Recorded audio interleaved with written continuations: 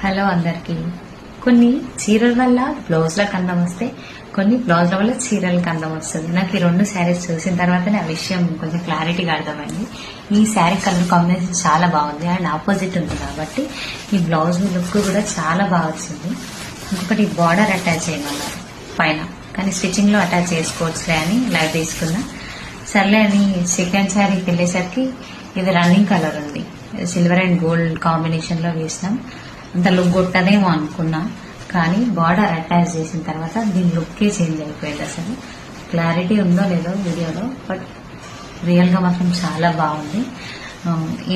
ఇంకొకటి reasonable rates లోనే వేస్తున్నాం. స్టిచ్చింగ్ ఛార్జెస్ ఎక్కువ ఉన్నాయని ఈ వర్క్ కి రాకుండా అట్లా ఏం ఉండాల్సిన అవసరం లేదు.